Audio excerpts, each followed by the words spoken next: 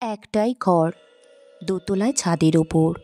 ঘর খুব বড়, একজন কেন 5 জন হাত পা ছড়িয়ে থাকতে পারে। ঘরের সঙ্গে লাগোয়া ছাদটাও বড়। শহরের এই পাড়াটা বেশ নিরিবিলি, গাছপালা অনেক। এই বাড়ির চারপাশেও গাছ, ভেতরে একটা ছোট মতো বাগান রয়েছে। তবে সে বাগানে ফুল ফলের গাছ কিছুই নেই, শুধুই আগাছা। থাকার মধ্যে রয়েছে শুধু ঝাঁকড়া একটা নারকেল গাছ। গাছটা বাড়ির গা ঘেঁষে একেবারে ছাদ পর্যন্ত উঠে এসেছে। ছাদের ছোট্ট পাঁচিল টপকে ডালপালা নিয়ে ঝুঁকে পড়েছে ছাদের ওপর। বাড়ি দেখে প্রসাদবাবুর মনটা ভালো হয়ে গেল। ভগ্নিপতি কিঙ্কর আর বোন ছন্দাকে মনে মনে ধন্যবাদ জানালেন। এই বাড়িটায় না এলে মস্ত বোকামি হয়ে যেত। এমন চমৎকার ঘর, এমন চমৎকার ছাদ কোথাও পাওয়া যাবে না।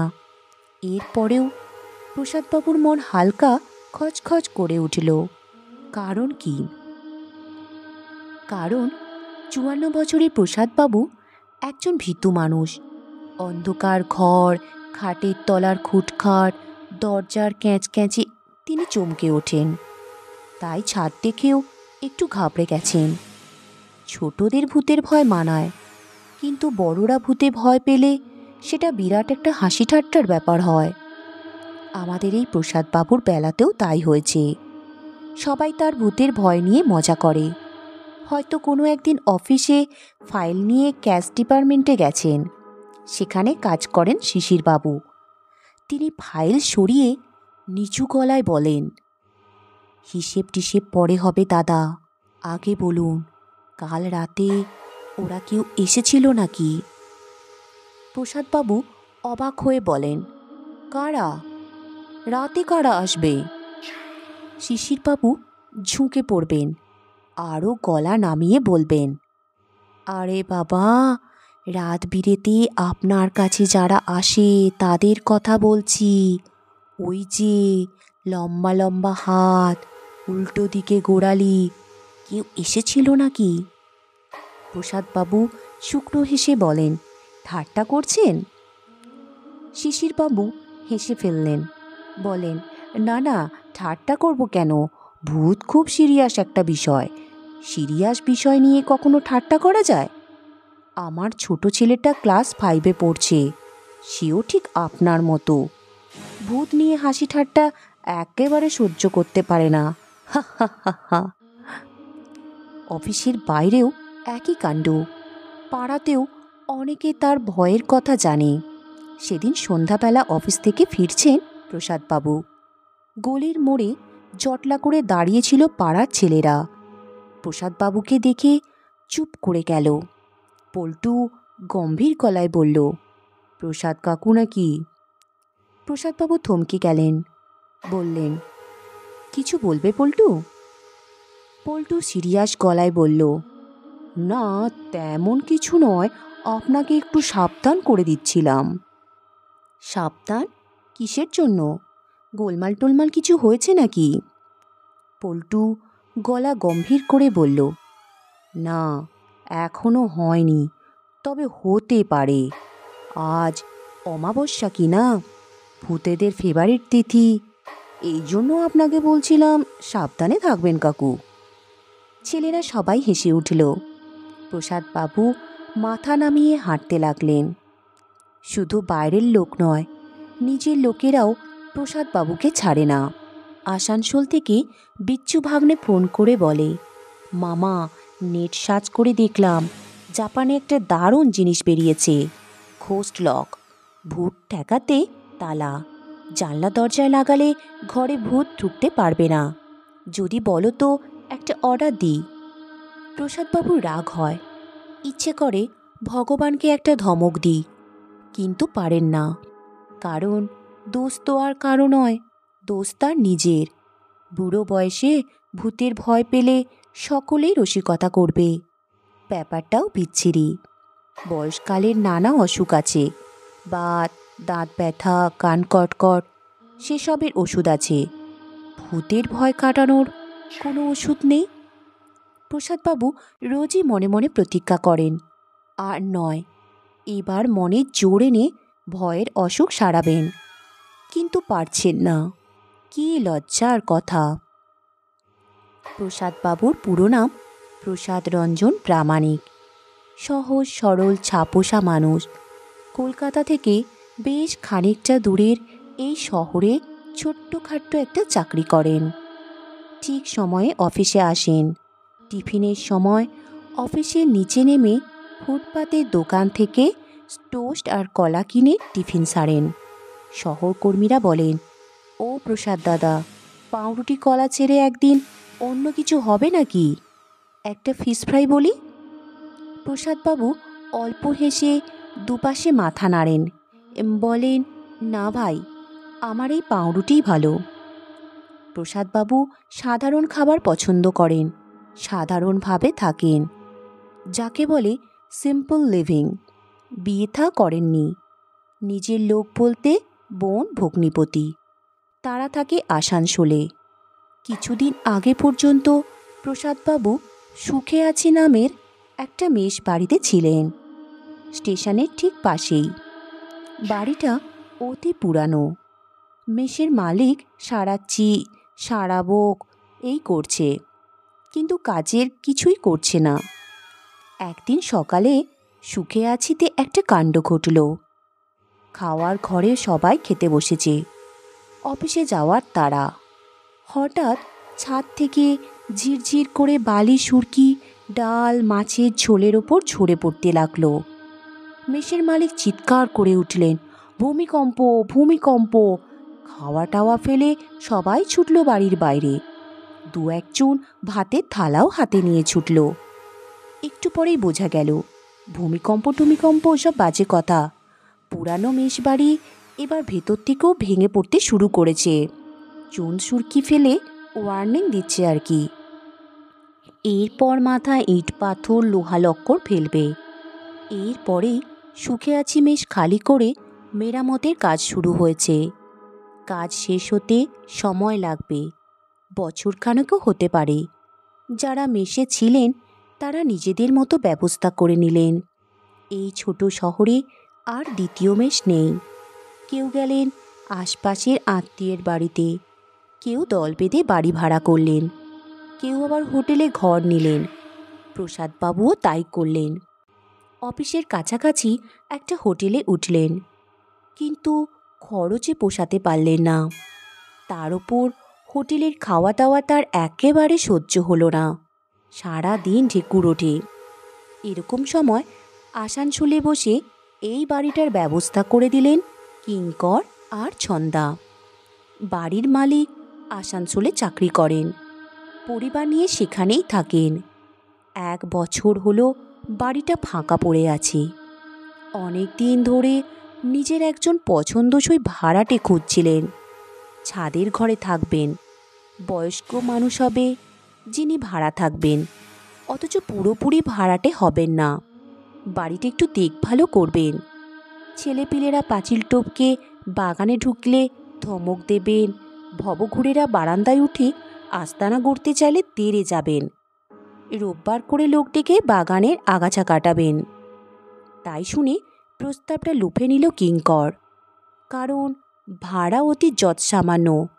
কিঙ্কর প্রসাদবাবুকে টেলিফোন করলেন এবং সব কথা বললেন।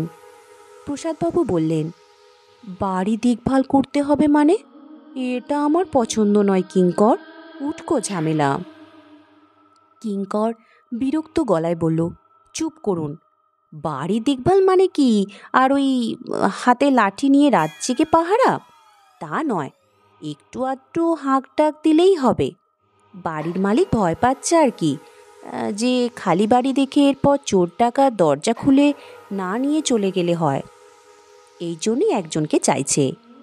বছরখানেক আগে ওই বাড়িতে কি যেন একটা গোলমাল হয়েছিল, তারপর থেকে বাড়ি বন্ধ। প্রসাদবাবু ঠকিলে বললেন, কি গোলমাল? ভগ্নিপতি আরও বিরক্ত হয়ে বললেন, আমি জানি না, আপনি বোনের সঙ্গে কথা বলুন।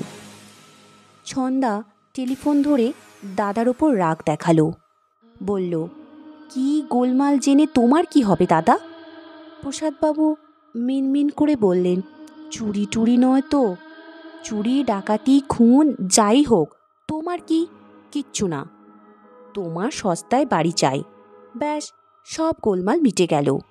এই সপ্তাহেই মালপত্র নিয়ে ওখানে চলে যাবে। ওই ঘর কিন্তু মোটেও ফাঁকা থাকবে না, এই বলে দিচ্ছি দাদা। দেখবে তোমার পুরনো মেশরাই কেউ ডবল ভাড়া দিয়ে ওই বাড়ি নিয়ে নিয়েছে, তখন মাথা চাপড়াতে হবে। আজই তোমার ভগ্নিপতি বাড়ির মালিককে 1 মাসের অ্যাডভান্স ভাড়া দিয়ে দিচ্ছে। পরশুর মধ্যেই লোক মারফত তোমার কাছে চাবি চলে যাবে। শুনেছি নিরিবিলি জায়গা, ছাদের উপর ঘর বলে রোদ হাওয়া ফ্রি, কোনো ঝামেলা নেই। তুমি মেশবাড়ির ওই অন্ধকার ছোট ছোট ঘরে থাকতে বলেই তোমার ওইসব ভূত টুতের ভয়। খোলামেলায় জায়গায় থাকবে, আজে বাজে ভয় সব পালাবে। তাছাড়া খাওয়া নিয়ে তোমার কোনো চিন্তা নেই দাদা। ওই বাড়িতে এক সময় কাজ করতো বিনার মা, সে তোমার রান্না বান্না করে দেবে, আমি বলে রাখবো এখন।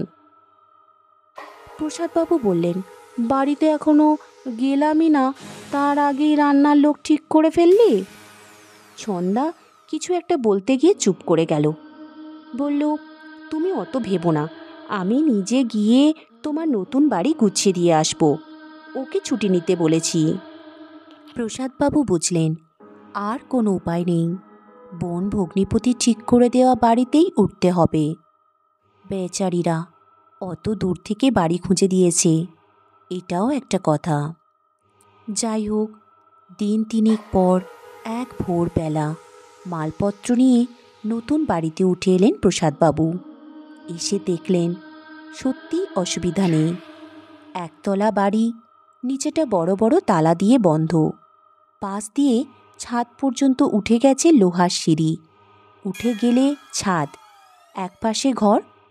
ঘর দেখে তো প্রসাদবাবু চমকে উঠলেন। ঘর তো বিরাট, হেসে খেলে গড়াগড়ি দিয়ে থাকতে পারবেন।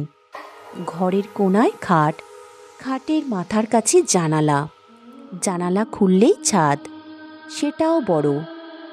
ভোরের নরম রোদ পড়েছে, নারকেল গাছটা ঝুঁকে আছে শান্ত ভঙ্গিতে, একটু একটু দুলছে। বাহ, অল্পক্ষণের মধ্যেই মনের খচখচানি দূর হয়ে গেল প্রসাদবাবুর। তিনি মনে মনে ঠিক করলেন, এবার বদলে যাবেন। ভূতটুতের ছেলে মানুষই মাথা থেকে একেবারে ছেড়ে ফেলবেন। সবাই চমকে যাবে, হাসি ঠাট্টা বন্ধ হয়ে যাবে। আজ সন্ধেবেলা অফিস থেকে ফিরে মাদুর পেতে ছাদটায় খানিকক্ষণ বসে থাকলে কেমন হয়? বেলা একটু বাড়তেই 11-12 বছরের একটা মেয়ে এসে হাজির হলো। মিষ্টি দেখতে, গায়ে একটা ফুল কাটা ফ্রক, ঘাড়ের দুপাশে দুটো বিনুনি ঝুলছে, তাতে লাল রঙের সস্তার ফিতে, কপালে ছোট্ট একটা কালো টিপ। প্রসাদবাবু বললেন, তুই কে? মেয়েটা হাসি হাসি মুখে বলল, আমি বীণা। প্রসাদবাবু বললেন, বীণা কে? মেয়েটা ফিক করে হেসে বলল, বীণার মায়ের মেয়ে। প্রসাদবাবু এবার মনে পড়ে গেল, বীণার মা মানে যে মহিলা তার রান্না করবে। প্রসাদবাবু বললেন, তোমার মা কোথায়? বীণা বলল, মায়ের জ্বর হয়েছে, আমায় বললে তুই গিয়ে রান্না করে দিয়ে আয়, নইলে নতুন মানুষ বিপদে পড়বে। প্রসাদবাবু অবাক হয়ে বললেন, তুই কি রান্না করবি, এইটুকু মেয়ে? বীণা হেসে বলল, এইটুকু মেয়ে বলে এইটুকু এইটুকু রান্না পারবো, ভাত ডাল আলু ভাজা চলবে? প্রসাদবাবু মেয়েটার কথা শুনে মজা পেলেন, বললেন, ডাল ভাতে খুব হবে। তুই বেশ গুছিয়ে কথা বলতে পারিস তো বীণা? গুছিয়ে রান্নাও করতে পারি। প্রসাদবাবু হাসলেন, বললেন, তুই কথায় কথায় হাসিস কেন? বীণা এক মুখ হেসে বলল, মনে হয় হাসির রোগ আছে। প্রসাদবাবু চোখ পাকিয়ে তাকালেন। বীণা রান্নাঘরে ছুটে পালালো। রান্নাঘর পাশেই। বীণা ছুটে যাওয়ার সময় একটা কেমন ঝমঝম আওয়াজ পেলেন প্রসাদবাবু। মেয়েটা ঘুঙুর পড়েছে নাকি? কই, চোখে পড়ল না তো। কে জানে, ছোট মেয়েরা ছুটোছুটি করলে বোধহয় এরকম ঘুঙুরের আওয়াজ হয়। প্রসাদবাবু হেসে ফেললেন। অফিস যেতে হবে। খানিক পরে খবরের কাগজ রেখে স্নানে গেলেন। এ বাড়িতে জলের সমস্যা নেই। সময় নিয়ে স্নান করা গেল। সুখে আছি মেশে জলের খুব টানাটানি ছিল। মাথা পিছু 1 বালতি জল পাওয়া যেত। এরপর এইসব কথা ভেবে খেতে বসলেন প্রসাদবাবু। বিনা রান্না খারাপ করেছে, সবেতেই গাদা খানিক চিনি। ছোট মেয়ে কতটা আর পারবে। খাওয়া শেষ করে প্রসাদবাবুকে মুখ ধোয়ার জল এগিয়ে দিল বিনা। বলল, রান্না ঠিক হয়েছে? প্রসাদবাবু বললেন, ঠিক আছে। রাতে রুটি করতে কখন আসবে? বিনা বলল, আমি আর আসবো না। রাতে রুটি তরকারি করে গেলাম, কাল থেকে মা আসবে। বিনার মা। বিনার হাসি শুনে প্রসাদবাবু ভালো লাগলো। তবু বললেন, ফাজিল মেয়ে, আবার হাসে। জ্বর খাবি এবার। ঠিক আছে, তুইও মায়ের সঙ্গে মাঝে মাঝে চলে আসিস। কি জানি মা আমাকে আসতে দেবে কি না, মনে হয় দেবে না। প্রসাদবাবু বললেন, আমি বলে দেব। প্রসাদবাবু অফিস যাওয়ার জন্য বেরিয়ে ঘরে তালা দিলেন। বিনা দাঁড়িয়েছিল ছাদের এক কোণায়। প্রসাদবাবু বললেন, কি রে, বাড়ি যাবি না? আমি একটু এখানে থাকবো, এই বেশিক্ষণ না। 2 আঙুল ফাঁকা করে খানিকক্ষণ সময়টা দেখালো বিনা। প্রসাদবাবু ভুরু কুঁচকে বললেন, থাকবি? কি করবি? বিনা আবদারের ঢোলে বলল, ছাদে খেলবো। বাড়ি গিয়ে খেল। বিনুনি ঝাঁকিয়ে বিনা বলল, মা খেলতে দেবে না, আবার কাজে পাঠিয়ে দেবে। এমনিতেই মেয়েটাকে খুব পছন্দ হয়েছে প্রসাদবাবু। এখন মনটা আরও নরম হয়ে গেল। আহারে, ছোট মেয়ে কাজকর্ম করে খেলতে চাইছে। হেসে বললেন, সে না হয় থাকবি, কিন্তু খেলবি কার সঙ্গে? একা? বিনা উৎসাহ নিয়ে বলল, একাই খেলবো। ছক কেটে এক্কা দোক্কা খেলবো। আর ওই যে গাছটা আছে, নারকেল গাছটা, ওর সঙ্গেও খেলবো। দেখো না, আমার সঙ্গে খেলবে বলে একেবারে ছাদে উঠে এসেছে। আমরা হাত ধরাধরি করে নাচবো, লাফাবো। দুজনে আগেও খেলেছি। এগিয়ে গিয়ে গাছের পাতাগুলো ধরে নাড়া দিল বিনা। ডালগুলো দুলে উঠল, সাড়া দিল। প্রসাদবাবু মনে মনে বললেন, পাগল মেয়ে। মুখে বললেন, ঠিক আছে খেল, আমি চললাম। তুই যখন বাড়ি যাবি, সিঁড়ির মুখে ওই গ্রিলের দরজাটা ভালো করে বন্ধ করে যাবি। আর তোমার মা কাল যেন তাড়াতাড়ি আসে, দেরি হলে অফিসে লেট হয়ে যাবে। লোহা সিঁড়ি বেয়ে নিচে নামার সময় প্রসাদবাবু গুনগুন করে গান করতে করতে নামলেন। কত বছর পর যে তিনি নিজের মনে গান করলেন। অফিসের কাউকে নতুন বাড়ির কথা ভাঙলেন না প্রসাদবাবু। তিনি ঠিক করেছেন, রবিবার সন্ধেবেলা অফিস আর সুখে আছি মেসের কয়েকজনকে ডাকবেন। ছাদে বসে গল্পগুজব হবে, সঙ্গে চা আর একটা করে ফিশ ফ্রাই। একটু খরচ হয়ে যাবে ঠিকই, তা হোক, চমৎকার বাড়ি দেখাতে একটু খরচ করতে হয়। বিনার মাকে বলতে হবে মেয়েটাকে যেন সেদিন সঙ্গে নিয়ে আসে, সবাইকে চা দেবে। অফিস থেকে বেরোবার সময় ভগ্নিপতিকে একটা ফোন করতে গেলেন প্রসাদবাবু। বাড়িটার জন্য একটা ধন্যবাদ দেওয়া উচিত। ফোন পাওয়া গেল না। ঠিক আছে, কালই হবে, তাড়াহুড়োর কিছু নেই, বরং একটা রাত কাটুক। এদিকে বাড়ি ফিরে প্রসাদবাবুর মন আরও ভালো হয়ে গেল। ছাদটা একেবারে ঝকঝক করছে, বোঝাই যাচ্ছে বিনার কাজ খেলা শেষে ঝাড় দিয়ে গেছে। একপাশে ইট দিয়ে আঁকা এক্কা দোক্কা খেলার অস্পষ্ট ছক। প্রসাদবাবু মুচকি হাসলেন। নিজের হাতে চা বানিয়ে এনে ছাদে মাদুর পেতে বসলেন। ফুরফুর করে হাওয়া দিচ্ছে। ঘরে ফেরা পাখির কিচিরমিচির ডাক। ধীরে ধীরে সন্ধ্যা নামল। আকাশ ভরা তারা, মস্ত বড় চাঁদ।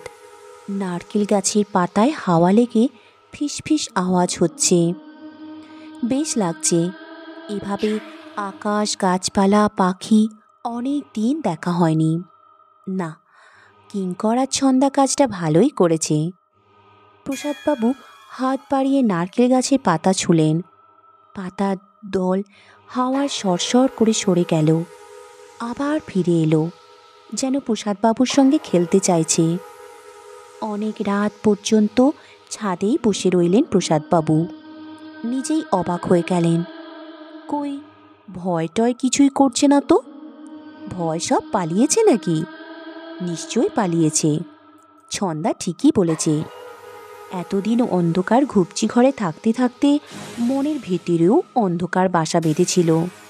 এই খোলামেলা পরিবেশ তাকে মুক্ত করেছে। প্রসাদবাবু মনে মনে হেসে উঠলেন। না, ভয় পালায়নি।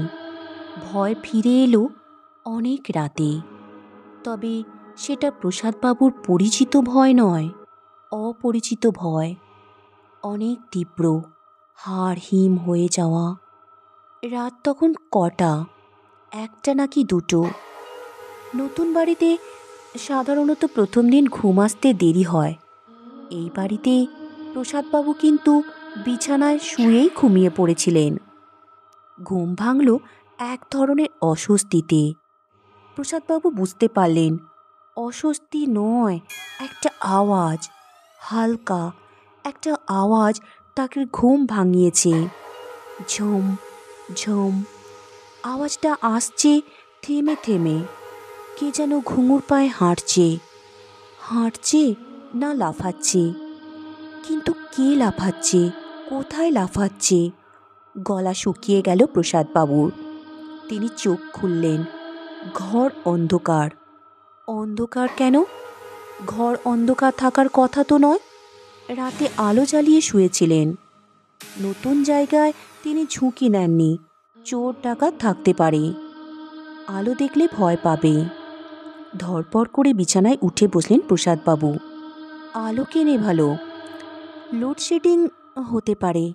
মাথার ওপর ফ্যান কই ঘুরছে না তো? প্রসাদবাবু বুঝতে পারলেন ঝমঝম আওয়াজটা আসছে ছাদ থেকে। কখনো জোরে, কখনো মিলিয়ে যাচ্ছে। শরীরের অস্বস্তিটা এবার ভয়ের চেহারা নিল। অন্য কোনো সময় এর ছিটে ফোঁটা ভয় পেলেও প্রসাদবাবু চাদর মুড়ি দিয়ে শুয়ে পড়তেন। আজ কিন্তু উঠে বসলেন।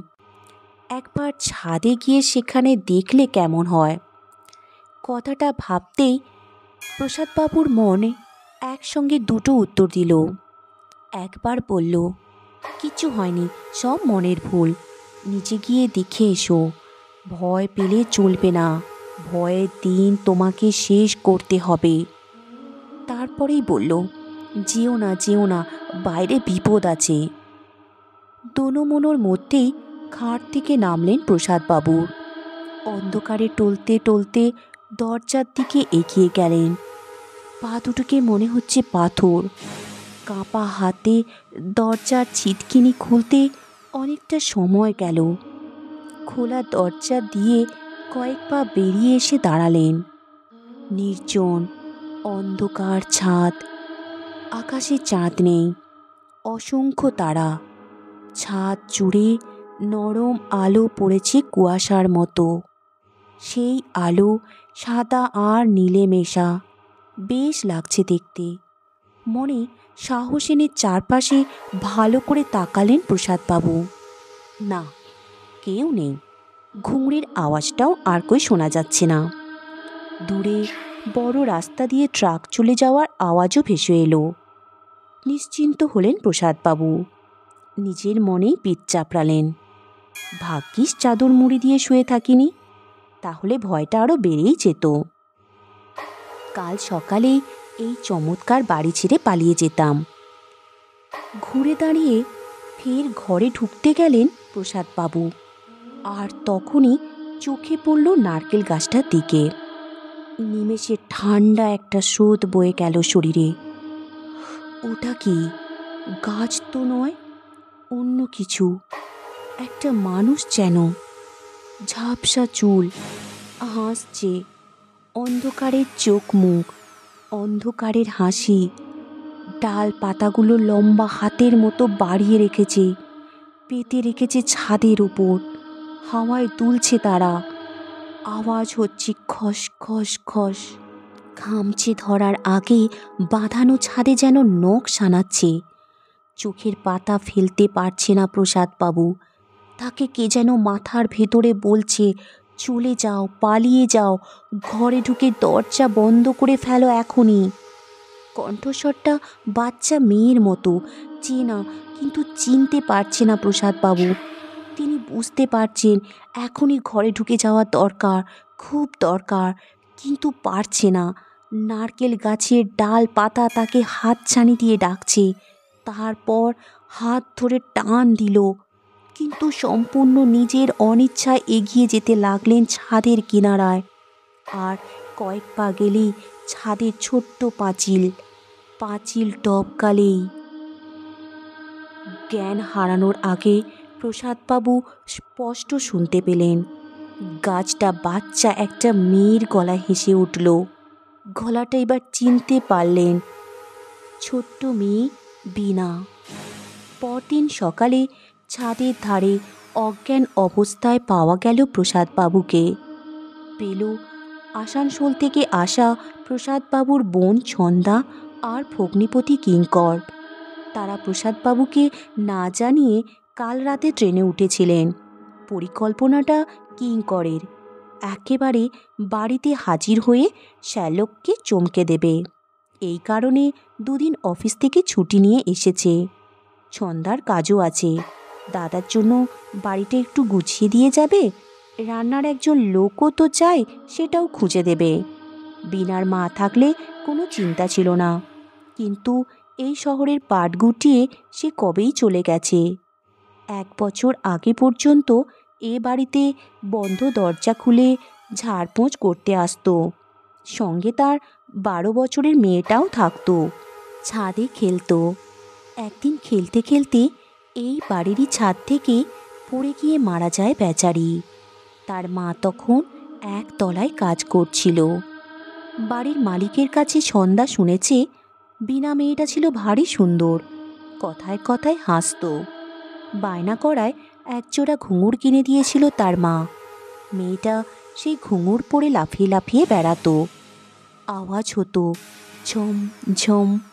বীণা যে কী করে ছাদ থেকে পাঁচিল টপকে পড়ল, তাই নিয়ে একটা রহস্য হয়ে গেছে। কেউ যেন হাত ধরে টান দিয়েছিল, নইলে পাঁচিল টপকাবে কেন? যদিও এসব কথা প্রসাদবাবুকে বলেনি তার বোন, একেই তিনি ভীতু মানুষ। কিঙ্কর ডাক্তার ডাকতে ছুটল।